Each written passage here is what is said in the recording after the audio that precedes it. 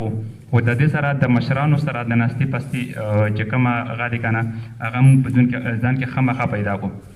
او بله خبرې زیاتې کول نه غواړم، خو درمان صاحب یو شعر ویلو د هغه چې زه په ښکلي دین باندې او په وطن باندې ځان وژنم. بهرحال په دین باندې زما په خیال باندې ځان وژل تر هغې پورې نه دي پکار چې په دین باندې پوه شوی نه وي. او په دین باندې په ځان وژنې نه مخکې موږ ته په دین باندې او ځان په اول پکار دی چې دین څه شی دی. او ډېره مننه. غزل مطلع ده آیا صاحب که د مندر او بودکادې تقدس بیا به حال شي، که د مندر او بودکادې تقدس بیا به حال شي، شاید چې ستا د عقیدې تقدس بیا به حال شي. که د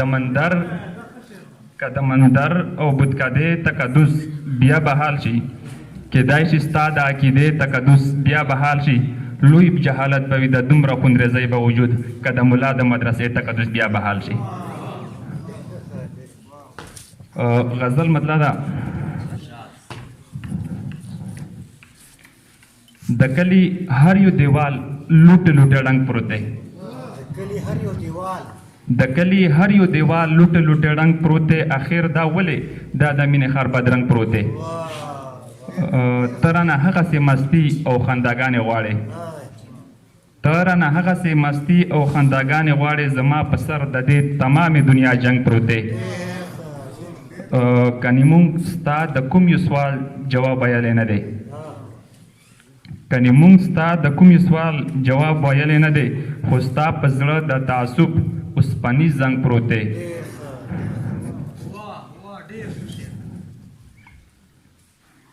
هسې خو نه ده په وطن سپرلي ښکلا ویشلې، هسې خو نه ده په وطن سپرلي ښکلا ویشلې، دا په ګلونو ښکاري ستا د برخو رنګ پروت دی.